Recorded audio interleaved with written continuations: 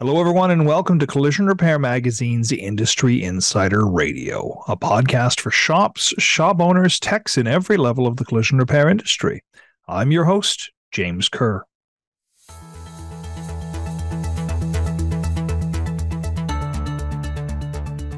A collision repair shop is a busy place. Cycle time is everything, so where do you fit in training? New technologies like ADAS and EVs have crept up to the point where it's unavoidable. There are solutions to make it work, even in your busy shop schedule.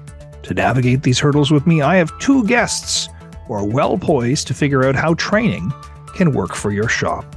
It's learning by doing, the best way to learn new technology to enhance shop safety and billable hours, on today's Industry Insider Radio.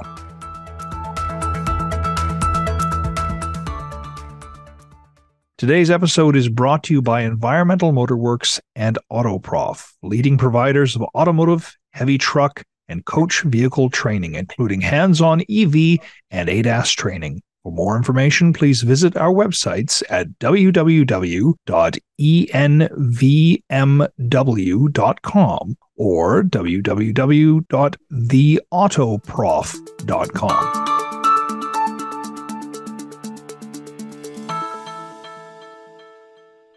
Hello and welcome to my guests today. First, I have Mike Bailey, owner and lead instructor and curriculum developer at the Autoprof.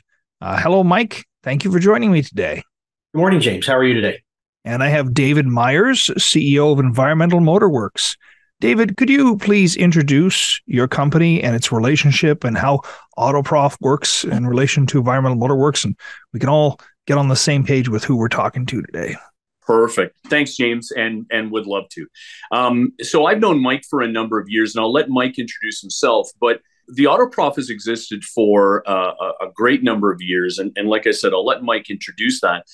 Environmental Motor Works was really a brainchild of Mike, myself, and another partner that wanted to bring this kind of an administrative piece to the training wing that Mike had already developed. And so we provide a service from training, EV, ADAS, as well as other diagnostics and advanced training in a number of forms, as well as working with partners in the industry to provide services, tools, and other aspects of, the critical pieces to new technology, and hence the purpose of Environmental Motor Works. We saw it as an opportunity to enhance being able to bring some of these new technologies to the forefront. So those are the relationships. So Mike is one of our partners in Environmental Motor Works, and really the brainchild behind a lot of the activities and the curriculum, as well as being the owner and known well as the Autoprof. So that's the relationship that we have. So it sounds like you're the right people to be talking about training today when we talk about training. It's a loaded issue. It's an issue that's been on the forefront of collision repair shops for a long while, and let's see if we can tackle it thoroughly. So training up your skills has become, over the years, treated as something like an afterthought in collision repair shops. But it seems like in the last decade or so that's changed. It's become a major point of stress for shops. Coyly, as much as I can, I know I'm setting you up for a soft pitch here, but what has changed in training and what's necessary in training in collision repair shops in the last 10, 15 years? It's right there staring us in our face. Technology has become impossible to ignore.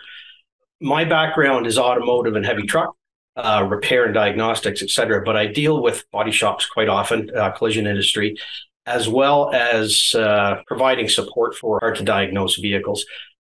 One of the things I find happens and what's changed is a lot of the components now are what I call outside of the cage. It's not just light bulbs and wiring that's outside of the frame or the unibody of the vehicle.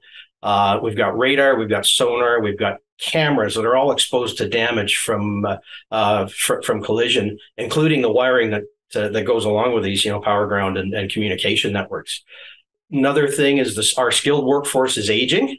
I feel that. And most older technicians naturally want to shy away from learning brand new technology. They one of two things. They either don't think they can understand it, or the mindset, I'm almost done. I don't need to keep up.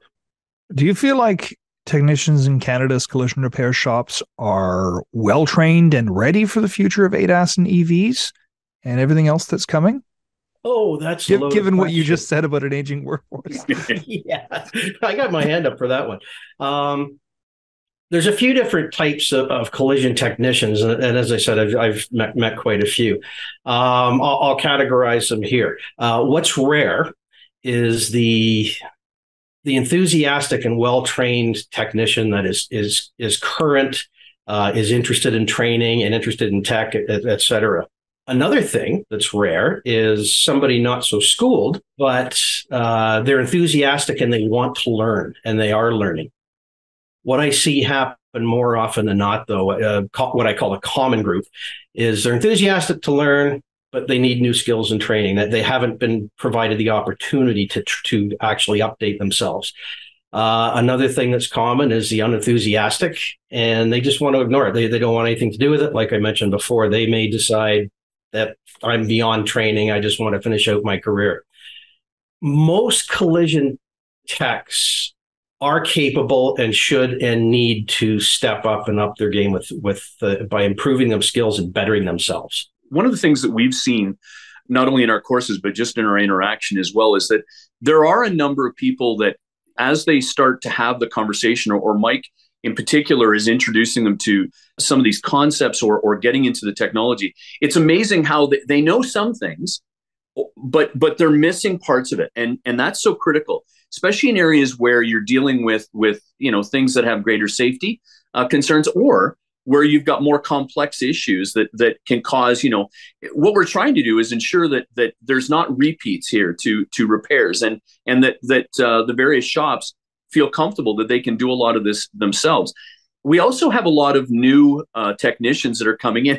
Mike spoke of the folks that are skilled and may or may not, as they get longer in their career, may not want to engage as much. But there's a lot that do. But we also see a lot of new technicians and what they can bring to the table with their computer skills and their knowledge of, it's a different world. And Mike speaks about this quite a bit because, as you go through your career, he's seen it himself, where different parts or different things will change in the industry. And you will see that there are individuals that just kind of really love doing that, whether, maybe years ago it was electronic fuel injection at one point, but now it is around some of these computer systems. And so there is really an opportunity for that as well. So I had one shop tell me that what they predicted was in 10 years, maybe, some techs in the shop aren't even going to be techs. They're going to be software engineers that just happen to be working in this trade. And I've had other shop owners tell me that, and you see it already happening in some cases, is that there's not going to be a tech job anymore. It's going to splinter into so many different jobs because there's so much to know. Do you feel like the industry is likely to go that direction, Mike? I'm interested in your unique perspective because you specialize in training. Sure. And like, if this is what I don't know if this is the future. I don't have, my crystal ball is in the shop right now, but it's interesting thinking of, we're riding a wave of change. Things aren't the same as they were 10 years ago. They're not going to be the same 10 years from now. And we want to make sure that shops are not only set up for success today, but success tomorrow. So in that vein, where do you, this is probably too much of a question, but where do you think we're headed? Do you think that has legs, that idea? That is a heavy question. It could go one of two ways. Obviously, we could end up with splintering and specializing. It comes down to the economics of it. Is a shop going to be able to afford a diagnostic technician in order to deal with those issues? I would like to see technicians step up and become proficient in the systems, because I'll be honest with you, they're not that complex once you understand the pieces and how they all interrelate.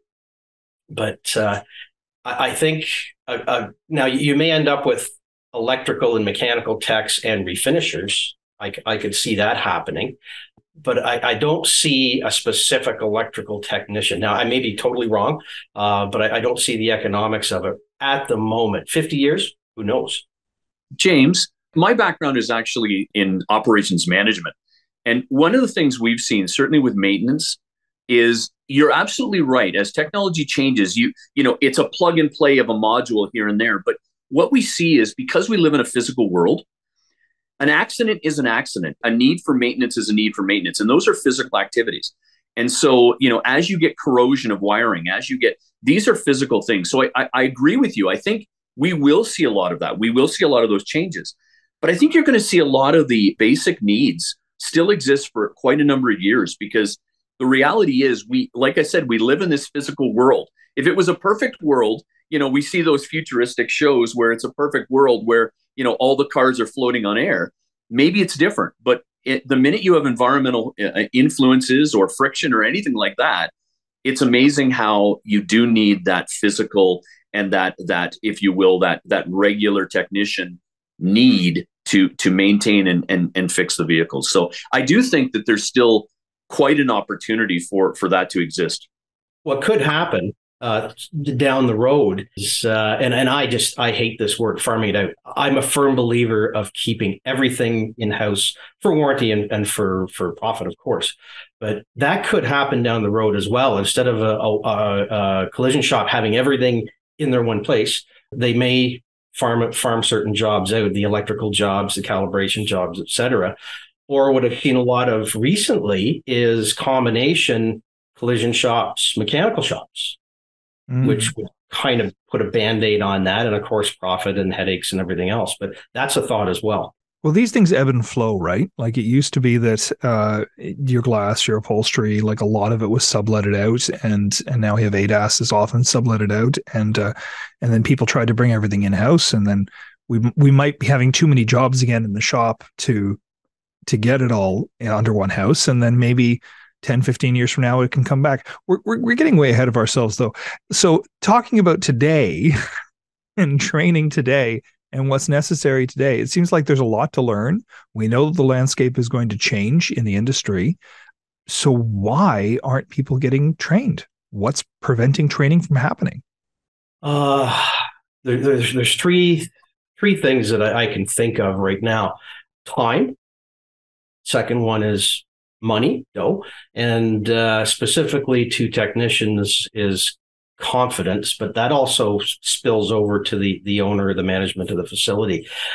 The time it takes that you have to dedicate to training affects a shop's productivity. If a technician is not on the floor doing his job, obviously that affects profits.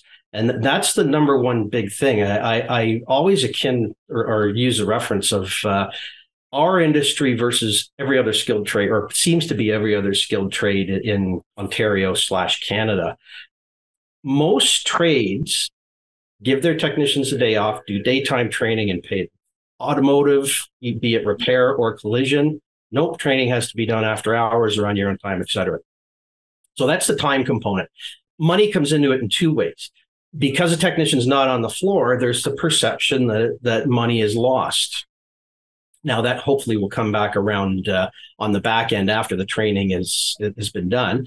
And there's also the cost of training. Good training is not cheap anymore, just for a number of reasons. Think expenses and insurance. But yeah, training costs money. Good training. Paying a technician wages. I just thought of another one. Paying a technician's wages and expenses during training. If you're sending them to training, they should probably be paid. Now, for years, hey, training's free. You want to go to it? Yep, here's the day off. Well, that's kind of changed. We can't, especially in today's climate, we can't afford, or technicians can't afford to lose a day's pay. And then it comes to the confidence part of it that I mentioned. Technicians are, not every technician, but a lot of technicians are apprehensive about taking training. They don't have confidence in their skills. They don't have confidence to learn. There's always the issue, and I see this in class all the time. Nobody wants to say anything. Nobody wants to touch anything because they're worried about looking stupid, dumb. That's totally wrong. You're there to make mistakes. You're there to touch and possibly disconnect something and break it or whatever. That's all taken care of on our end in the training class. But you need the hands-on, or you need the experience, and knowing that you're not going to get in trouble, it's not going to cost you any money. That tends to really help with the technicians. But yeah, confidence is an issue with techs. There's confidence with issues with the management of the business. Am I going to see an ROI on this? Is it going to pay off? Now depending on what you're doing, and if your technician absorbs the training and you give them the time and the materials and the tools, usually the return on investment is there. And the last one, the big elephant is in the room, is my technician going to leave? I've trained him. I've groomed a technician. I've made a excellent employee, and they're going to leave. That's a management issue. We know what those issues are when technicians leave, but still, that's a confidence issue. So those are the three pieces that I see. There's a bit of game theory going on here, right? A rising tide raises all ships. If everybody's getting trained, then nobody feels like they're losing an investment if somebody leaves. But I mean, that's kind of a pat response to a very real concern that shops have. But in some cases, I've heard from people this isn't really a training problem. Of course, techs need training. Like ADAS continues to advance, EVs continue to come into the shops. Do they need training? Of course they do. But it's really a stretched too thin problem. How to make it happen on a busy schedule. If you can't afford to shut down the shop for a day in order to train, like because you've got the space necessary in order to do this, everything needs to be in full swing. How do you manage that? How do you suggest shops can manage that? Ooh, we're going to open that can of worms, are we? Okay. Pardon me. The only way to manage this thing, and it can be a behemoth depending on the size of the shop, is planning. You have to plan. You have to be purposeful. You have to be committed to it. Training during the slow season. Now, let's face it, a good repair shop, a good collision shop will not have a slow season, but training during a slow season, if that even exists, is one thing. Planning your workflow so that a technician can be finished with his operation on whatever vehicle they're working on, and that vehicle can be passed along to another technician for the next step. Could be something else to think about. Just as simple as reducing the volume for a few days and rotating your staff through.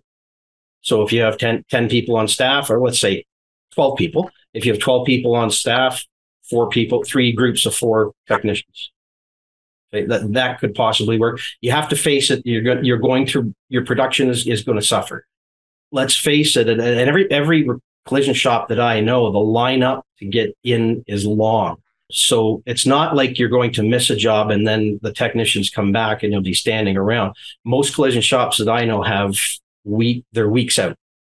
And this is what I've seen, some very specific, very professional shops do, and these are owners that have taken management training. There's really good management training out there, and they realize I might have to close the shop for a day. So for example, there's a 2-day class that needs to be done. The shop doesn't want to lose 2 days of production, so they close the shop on Friday, pay their technicians for the Saturday to come in. And so you only lose 1 day's production, but you get a 2-day class. That's the shutting a shop down for training, for a training day is a real thing and technicians appreciate it because it eliminates stress on your staff. There's no phone calls. There's no, well, what about this? People coming in asking for advice or process, whatever. That the stress is gone in that scenario.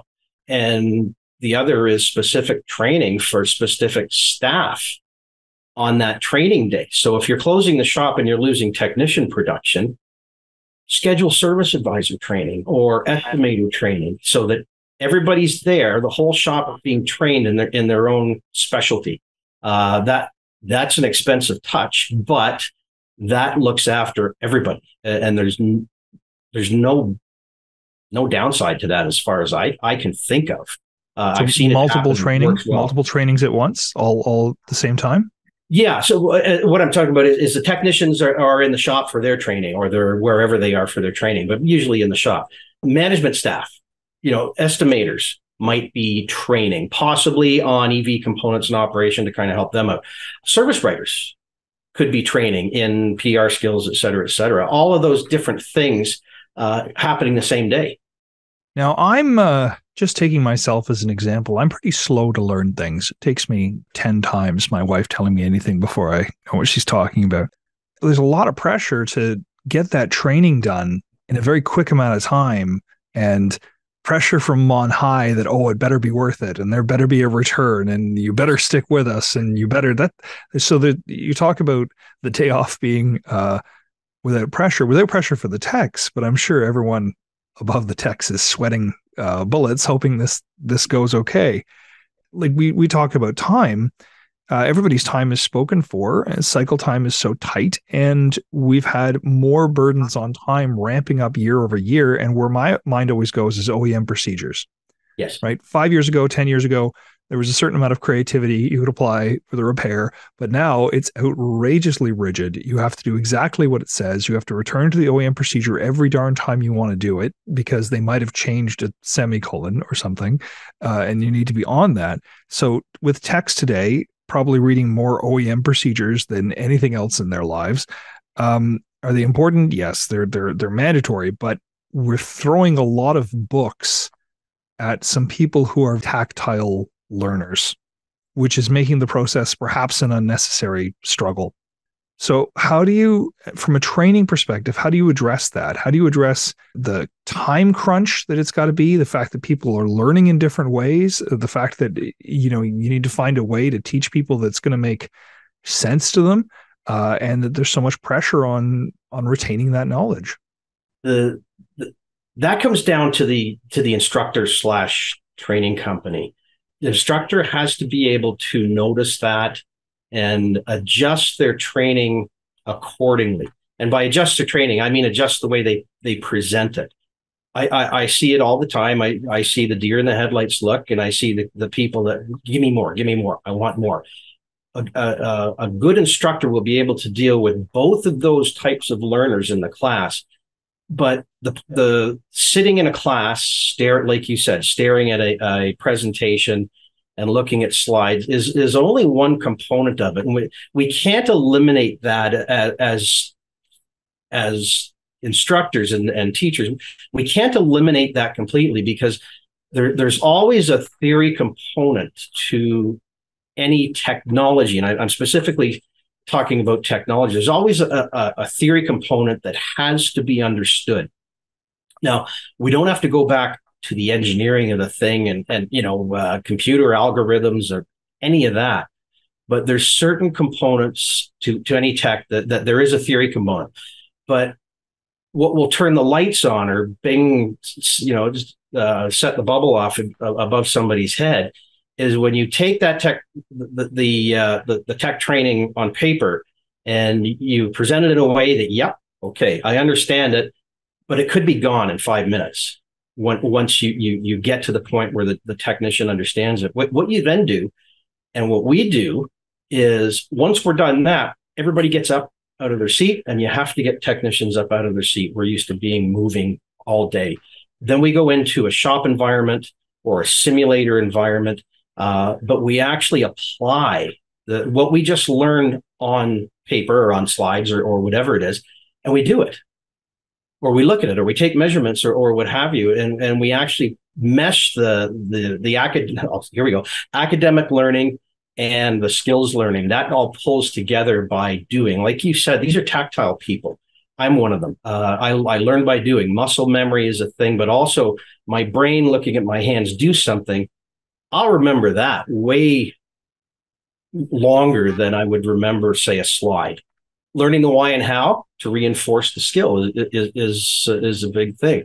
Understanding what known good means. So sure, what we see in the shop when something goes wrong, or we're dealing with an issue, a diagnostic issue, and just, I know collision, that can be a nightmare, and I totally understand that. But our foundation is learning what it should look like, how it should operate. If I'm to the point where I can use a scope to look at a communication network, learning known good operation of how the thing works, or how the vehicle works, or whatever system's on it, and then we'll throw some failures and scenarios, et cetera, but understanding the known good, how it should be performing, or what your measurements should look like, is a big step. Another thing, and just as a last point here, is class size.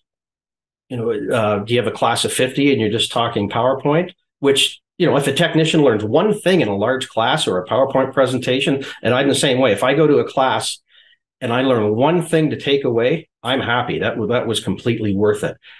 But if we're going to be doing hands-on, and we've all been in there where there's a demonstration or that the instructor says, oh, come on over, and everybody stands back with their hands in their pockets, keeping classes small and keeping it easy going, keeping it in a learning environment, there's no pressure, that will usually get technicians over that shyness, and they'll actually start to participate and do things and learn tactily, like as we just discussed. So there's a lot of components to that, but that's my feelings on that. James, just to add, one of the things that we see when you do get people that get involved directly, you take what you're seeing, like you said in the OEM documents, but now you're applying it. What technicians are very good at is they're very good at looking at diagrams. They're very good at looking at these documents and then applying it to a vehicle. But remember, you're seeing vehicles in multiple states, especially in a collision scenario where things are not where they ought to be. And when you're dealing with things like EVs, because of the safety aspect to it, it's so critical to actually get in there and have them work on batteries that are faulty, have them work on, areas of a vehicle that are faulty, have them understand, how a vehicle can catch on fire. These are some of the things that we're seeing nowadays, that being hands-on really provides that opportunity. And the other thing, in talking before about, how does a shop best utilize their time? When you have effective training, you allow your technicians to be better at what they do. And when they're better at what they do, they allow the shop to run more effectively and efficiently. So it actually creates more time. And so it is a little bit backwards, but this is not an unusual thing. All industries go through this when it comes to maintenance or training. And the reason we properly maintain and properly train is because it allows that industry or that particular shop to do what they do very effectively in a safe manner. They don't have returns. They're able to actually provide added services, which can increase billable hours. So these are all critical things for a shop owner or management. And what we do, and there's other organizations like ours, excuse me, but what we do is provide that feedback and give them different scenarios and opportunities in providing that effective training. So some things are, like Mike said, some things are PowerPoint related. Some things are hands-on. Some things are, hey, this is a new software package. You've got all the information you need. Go play with it for a while. And so there are many, many different ways of being able to do that. And I think that's what we're trying to promote, because it's so important. And for us, it's a passion, as you can see. So I think there's really an opportunity to enhance the business side of this. And really that's our strategic advantage, I think. So, training is necessary. I don't think anybody's arguing the training is not necessary. Training is necessary. You're saying training has to be interesting. You're saying training has to be well organized. You're saying that training has to be hands-on or should be hands-on in most components. But there's a pretty complex process. I think you're maybe a little bit too inside baseball on training. At trying to negotiate a classroom of 50 techs who learn differently from each other sounds like a nightmare to me. But so training needs to be done. I'm going to add this caveat, by experts who know how to train, who know what about learning processes. And then a really interesting point from David that the time that you spend training is saved time later. I didn't think about that, but it's true. It means you're not fiddling about in the dark on something later if you've gotten the training for it in the first place. I guess from an ignorant perspective, how do you make this stuff stick? How often does a tech need training?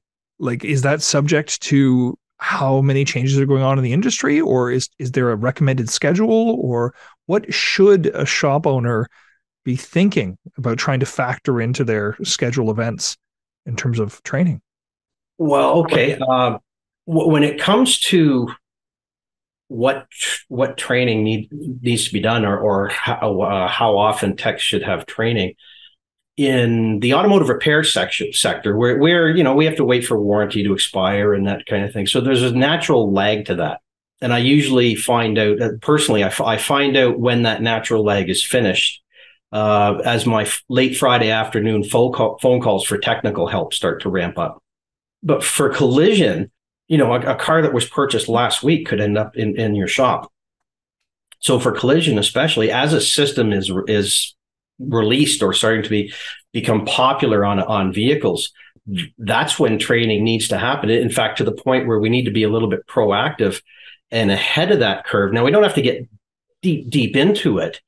It would be nice to have basic diagnostics, but we could lay the foundation early for that particular system, whatever it is. We went through this with ADAS, still are. Lay the foundation early, and then as it becomes popular, then you start to dig into the real diagnostics and mechanics of it. We could do that. How do you make training stick? That's up to the company that does the training. It has to be presented in the right way. I've mentioned how we do it, and it seems to stick.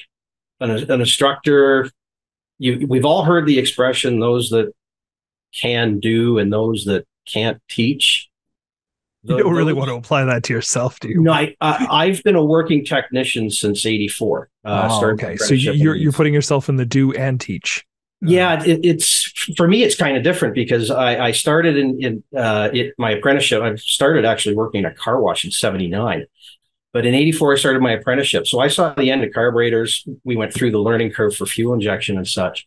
But I started training in '91. So I go way back. I've seen thousands of training classes, but a good instructor, number one, thinks like the technician. Courses have to be designed to accommodate or address the way technicians think. And a lot of times we've all done it, and especially if we've all done trade school or what have you. But textbooks are good for information. They're not great for repair procedures. So courses need to be designed, or for learning, advanced learning. Courses need to be designed to kind of address or complement the way technicians learn. And that's how we do it. And that's how I've done it for ages, drawing on personal experience. And also I talk to hundreds of technicians a year, and I'm always like, hey, what you got? What's new? What are you running into? So that we can kind of take that and I can use it to build classes and share with students. So being on the bench, appreciating the pain, and I'm limited to light duty stuff now because of the pain. But I've instructors who have been there and think like technicians and can present like a technician. I think that, and I've sat in classes like that, and those classes stick with me. They're phenomenal.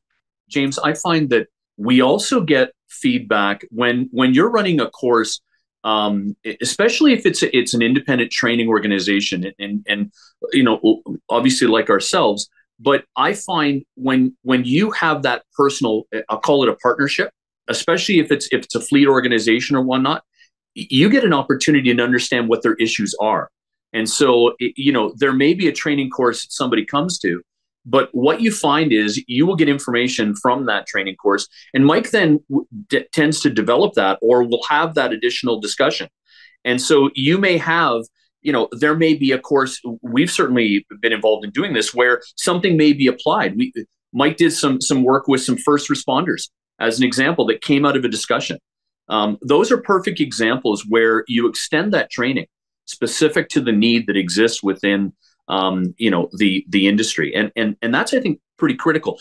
I think it's really important that we have colleges and other entities in place to provide foundational, but they tend to be anywhere from 5 to 10 years behind sometimes, and so you want to be able to bring something that's immediate. So, for example, ADAS is an area that you have a lot of discussions about.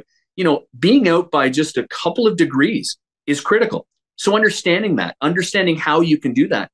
Well, it's one thing to see it on a slideshow. It's another thing to do it. And when you actually do it, you can do it right, you can do it wrong, and you can be corrected. And you understand what that looks like, and you get a feel for it.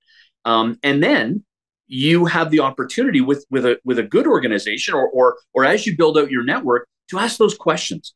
Right? You want to ask those questions. You want to be able to not only within your shop, but also with mentors or partners that you have, be able to ask those questions. Hey, have you seen this? Have you identified this? I like to drive German cars, and Mike always laughs at me because they tend to have a lot of technology that doesn't work any better than the domestics. But it's a perfect example where you have those conversations, and I think that's where we find we're able to provide probably the most insight, and we gain clarity as to what is critical today. Mike, is training just for techs? No, not at all. I've worked with some companies where we've done this. It is, of course, Technicians Foundation. That's where all the technology it's in the bay. But however, there's more people than just technicians in a shop. Number one, the owner of the business needs some training. Let's use EVs, for example. They don't need to know specifically diagnostics and how they work, but the owner of the business should know the components. They should know common failures, et cetera, so they can start researching things and just speak like they know something. Service writers, okay, or service advisors. The service advisors need to be able to converse with the customer and the insurance company in a way that they know what they're talking about. So if they're asked a question, they understand what the question is. They understand what the component is. And let's just get down to components. They understand what the component is. They have a really good idea of what it does. They don't need to know the science of it, but they understand what it does, and they can discuss things on a semi-technical level instead of layman's terms. So there's that for service advisors and estimators. Estimators might need to go a little bit deeper. But all of those people, possibly even if your shop has a parts person, somebody who orders parts and sends back and all that kind of stuff, if you have a dedicated parts person in your shop, that person, same thing, is going to need training of the systems. And again, EV is the perfect example of that. They need to understand what the pieces are generally, how they work, possible differences. And I'll give you an example: single or dual motors. There's a perfect thing. Instead of bothering the tech, they could come out and look under the car. Oh, okay, I got it. But yeah, there's an example or examples of what needs to be done or who should be trained. Now, a good training company, and it's okay, that's us. Hello, a good training company will be able to take the technician's course and wash it down to each one of those individual needs for the shop. And that's how I do it. I'll use the slides from the technician class, chosen slides, but they're going to learn the same systems, not so much of the technology, but just how they work as the technicians do. And that's what we do. We can take that technician class and wash it down to other areas of your shop. As a last question, training has been a hot topic for a decade. Right. And the need for training has only gotten more and more severe and immediate in the collision repair industry. You guys are on the inside of training. Is this a bubble? Like, is this a hump that we have to get over in terms of we've got to collect these kind of basic skills and then they'll keep paying dividends? Or are we just moving at this pace now and we're going to have to get used to it? What do you think, David? I think it's not a bubble. As much as there are two things that I would say that play out to that, James. One is we have a lot of discussion happening now about autonomous vehicles. And so I do think that there is still that debate as to whether they are safe or better. We also see in Canada the want to introduce a lot of EVs, and yet we don't have the infrastructure in place yet to do that. Certainly hybrids are a great option, but we don't have some of the infrastructure in place in some areas. Until those occur, I think that we are going to see this as not a bubble, but as a period of time where sometimes over a year or two it advances quickly, and then it slows down, then it advances quickly. But I do think that it's an ongoing process, and I think that we're going to continue to see it. The other thing that you'll see as well is every shop will address things differently. Some shops will see certain things that others may not. And so that also will play out. So I do think it's something that will run over a period of time. And we've seen that over the years where there are some advancements that come out. ADAS was a perfect example where that was quite a shock to the system when that happened in the late 2000s and really advanced in the early 2010 to 2015 kind of range. But now you're starting to see that most vehicles have that, yes, but now do they have autonomous requirements that mean that even if I'm out by a little bit, that's going to be a critical component and you're going to start to see issues with it. So I do see it as a continuous process. That's all the time that we have today for Industry Insider. Do you guys have anything you want to say to shops and shop owners and the rest of the collision repair industry on our way out? I'll let David start. Passing that buck right over. Yeah. So I think, we've had the opportunity to introduce, training and the importance of it. I think I can't stress enough that the need to really partner. There are organizations out there. We would love to help as we can, but there are organizations that will partner with you to help not only with your training, but to show you what that can look like over a period of time. It's not just about going to a course. It's about how can you plan that out over a longer period, especially for fleet operators, where you may have a requirement for a particular type of vehicle, or for collision repair shops that see a lot of a certain technology. Some see ADAS a lot more than others, as an example. Some will see electric vehicles more than others. Being able to work with a partner, I think, is critical. And I think it's something that reduces risk, but we can help show you how it can actually increase the profitability of your shop, and allow you to operate actually with even less technicians in the short term because of the ability to work more effectively and efficiently. Okay, and I'll just add to that from a technician's perspective and an instructor's perspective. Definitely invest. You can't go wrong investing in your people. Find a training company that will work with you, that will build courses for you or with you possibly. But also, if you stick with one training company, there's a familiarity that develops, and technicians can call for assistance or the next class. Your techs are more engaged in learning because they're less self-conscious. So familiarity is a big thing in training as well. So I just wanted to point that out. Good point. Well, thank you very much for being with me today. It seems to me like training or not training is not the choice. Training can be a necessary evil, or it can be an exciting new opportunity to keep techs engaged and their brains buzzing with excitement about the industry. The key seems to be about how you do it, how to integrate it into your shop processes, how hands-on that training can be, and the difference between book learning and hands-on can be a wide gulf. Thank you for my special guest today, Mike Bailey, owner, lead instructor of curriculum development at the Auto Prof and CTO Environmental Motorworks, and to David Mayers, CEO of Environmental Motorworks, who gave us a little peek into learning by doing. Be sure to subscribe to this podcast wherever you're listening: Amazon Music, Apple Podcasts, Spotify, SoundCloud, or YouTube, and tune in next time for another episode of Industry Insider Radio. I'm James Kerr. Thank you for listening.